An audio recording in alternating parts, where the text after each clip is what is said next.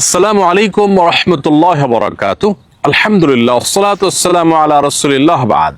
সুপ্রিয় দর্শক শ্রোতা ভাই বোন, আমাদের দেশে জিলহজের প্রথম দশকের আগমনী বার্তা আমরা পাই কোরবানির পশু কেনা বেচার হাট দেখে কিংবা গরু ছাগলের আনাগোনা দেখে। জিলহজের প্রথম দশকে গরু ছাগলের আনাগোনা ছাড়া আর তেমন কোনো আমল বা নেকামল আমাদের চোখে সচরাচর ধরা পড়ে না, অথচ এই দশক হলো নেকামল এবং ইবাদতের দশক। এই 10টি দিন হলো রমজানের পর ইবাদতের সবচেয়ে বড় ইবাদতের মৌসুম এবং সিজন। মধ্যপ্রাচ্যে একটি চমৎকার জিনিস আমার চোখে ধরা পড়েছে, সেটি হলো অনেকে তার বাসা বাড়ির সামনে কিংবা সুপার শপ কিংবা শপিং মল বা ছোটখাটো দোকানপাটের সামনেও কোনো অডিও ডিভাইস স্থাপন করে সেগুলোতে মৃদু ভলিউমের তাকবীরের অডিও তারা চালু করে রাখেন। উদ্দেশ্য, পথচারী এবং আশপাশ দিয়ে যাওয়া মানুষজন যেন এই তাকবীর শুনে তাদের স্মরণ হয় এবং তারা যেন তাকবীর বলে ওঠেন। মিডল ইস্টের চমৎকার কালচারটিকে অনুসরণ করে আমি আমাদের বাসার নিচে এবং বাসার সামনে থাকা মসজিদের সম্মুখে দুটি ছোট ডিভাইস স্থাপন করে সেগুলোতে মৃদু ভলিউমে তাকবীরের অডিও চালু করে রাখার উদ্যোগ গ্রহণ করেছি। উদ্দেশ্য, পথচারীদের যেন এই তাকবীর শুনে তাকবীরের কথা স্মরণ হয় এবং তারা যেন তাকবীর বলে ওঠেন। প্রিয় দর্শক, আমরা চাইলে আমাদের আশেপাশে এরকম তাকবীর ধ্বনিতে যেন মুখরিত হয় এবং আশপাশে মানুষদের যেন স্মরণ হয়, সেরকম নানাবিধ উদ্যোগ গ্রহণ করতে পারি। প্রিয় দর্শক, আল্লাহ রাব্বুল আলামিন কোরআনে কারীমে সূরা ফাজরের 2 নম্বর আয়াতে বলেছেন, ওয়া লায়ালিন আশ, 10টি রাতের শপথ। বেশিরভাগ মুফাসসিরগণ বলেছেন এর মাধ্যমে জিলহজের প্রথম 10টি রাতকে বোঝানো হয়েছে। যে 10টি রাতের শপথ করে আল্লাহ গুরুত্বপূর্ণ একটি বার্তা দিতে চেয়েছে, সেই 10টি রাতের মাহাত্ম্য মর্যাদা যে অনেক বেশি সেটা বলার অপেক্ষা রাখে না। সেই 10টি রাত হলো জিলহজের প্রথম 10টি রাত। সহিহ বুখারীতে বর্ণিত হয়েছে, নবী করিম সাল্লাল্লাহু আলাইহি সাল্লাম বলেছেন, মা মিন আইয়ামিন আল আমালুস সালিহু ফিহিন্না হাব্বিলাল্লাহ মিন হাদিল আইয়াম। অর্থাৎ জিলহজের প্রথম দশকে নেকামল করলে আল্লাহ তাআলার কাছে এটা যতটা প্রিয় হয়, অন্য কোনো সময়ের অন্য কোনো রকমের নেকামল আল্লাহর কাছে এত প্রিয় নয়। সাহাবীদের কেউ জিজ্ঞাসা করলেন, ইয়া রাসূলুল্লাহ, অন্য সময় যদি আল্লাহর রাহে কেউ জিহাদ করেন সে আমলটাও কি এর চেয়ে প্রিয় নয়? নবীজি বলেছেন, ওয়ালাল জিহাদু ফি সাবিলিল্লাহ, এমনকি অন্য সময়ে আল্লাহর রাহে জিহাদ করলেও সেটা বিপুল পরিমাণ সওয়াবের বিষয় হলেও এই আমলের অর্থাৎ এই দশকের নেকামলের সমতুল্য সেটি নয়। তবে কেউ যদি অন্য কোনো সময় জেহাদে গিয়ে তার জান মাল সবকিছুকে আল্লাহর রাহে উৎসর্গ করে ফেলেন, তাহলে তার কথা ভিন্ন।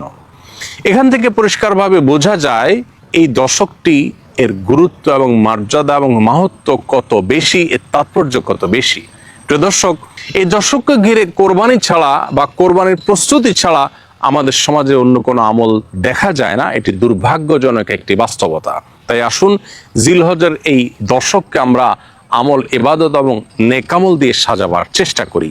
বিশ্ববিখ্যাত হাদিস বেত্তা হাফেজ ইবনে হাজার আল আসকালানী রাহমাতুল্লাহি আলাইহি বলেছেন, জিলহজের প্রথম এই 10টি দিনের গুরুত্ব এবং তাৎপর্য এত বেশি হওয়ার কারণ হলো ইসলামের যত নেকামল এবং ইবাদত আছে, মৌলিক ইবাদত এবং রোকন আছে, সবগুলোর সমাহার এবং সম্মিলন শুধু এই দশকেই সাধারণত ঘটে। এই দশকেই রয়েছে ইসলামের সমস্ত মৌলিক ইবাদতের নজির বা দৃষ্টান্ত। ঈমান সারা বছর জুড়ে আমাদের রাখতে হয়, এই দশকেও থাকতে হয়। ঠিক একইভাবে 5 ওয়াক্ত সালাত অন্য সময় আছে, এই দশকেও আছে। যাকাত অন্য সময়ে আদায় করা যায়, এই দশকেও আদায় করা যায়। সিয়াম বা রোজা রমজান মাসে আমাদের রাখতে হয়, এই দশকের 9 তারিখে এবং প্রথম 9 দিন জুড়ে রোজা রাখার নির্দেশনা রয়েছে। অতএব রোজার নমুনা বা আমলও এখানে আছে। কোরবানি তো এই দশকেই শুধু করা যায়, অন্য সময় চাইলেও করা যায় না। আর হজ এই দশককে ঘিরেই মূলত হজের ইবাদত গড়ে উঠেছে বা হজের ইবাদত সম্পাদন করতে হয়। ঠিক এভাবে ইসলামের মৌলিক সমস্ত ইবাদতের সমাহার এই দশকে পাওয়া যাওয়ার কারণে এর গুরুত্ব অনেক বেশি। প্রিয় দর্শকের জন্য আসুন এই দশককে আমল এবং ইবাদত দিয়ে আমরা সাজিয়ে তোলবার চেষ্টা করি। জিলহজের প্রথম দশক উপলক্ষে একজন ইমানদারের যে সমস্ত করণীয় হতে পারে তার মধ্যে সর্বপ্রথম হলো যত রকমের নেকামল এবং ভালো কাজ হতে পারে, ইবাদত হতে পারে, আল্লাহর সন্তুষ্টির কারণ হতে পারে, এই সবগুলো দিয়ে এই দশকের দিন এবং রাতকে আমরা সাধ্য অনুযায়ী সাজিয়ে তোলার চেষ্টা করি। কারণ এই দশকের নেকামল আল্লাহর কাছে সারা বছরের যে কোনো সময়ের যে কোনো নেকামলের চাইতে প্রিয়। অতএব আমলের এই মৌসুমকে নেকামল দিয়ে আমরা ভরিয়ে তোলার চেষ্টা করি। 5 ওয়াক্ত ফরজ নামাজ তো বিশেষভাবে গুরুত্বের সাথে আদায় করবই, পুরুষরা জামাতের সাথে মহিলারা যথাযথভাবে যথাসময় আদায় করব। এর বাইরে নফল রোজা, নফল ইবাদত এবং অন্য সমস্ত নেকামল দিয়ে আমরা সাজাবার চেষ্টা করব। দ্বিতীয়ত, পাপ এবং গুনাহের কাজ সারা বছর জুড়েই একজন ইমানদারের জন্য ক্ষতিকর, ধ্বংসাত্মক। এই দশকে ইবাদত এবং নেকামলের মৌসুম হওয়ার কারণে বিশেষভাবে পাপাচার থেকে বেঁচে থাকার আমরা চেষ্টা করব। তৃতীয়ত, এই দশক জুড়ে আমরা বেশি বেশি আল্লাহর জিকির এবং স্মরণ করবার চেষ্টা করব, কারণ সূরা হজের 28 নম্বর আয়াতে আল্লাহ তাআলা সেই নির্দেশনা আমাদেরকে দিয়েছেন। অতএব যতভাবে আল্লাহর জিকির হতে পারে, আল্লাহর স্মরণ হতে পারে, এই দশক জুড়ে সেটা আমরা আল্লাহর উদ্দেশ্যে নিবেদন করব।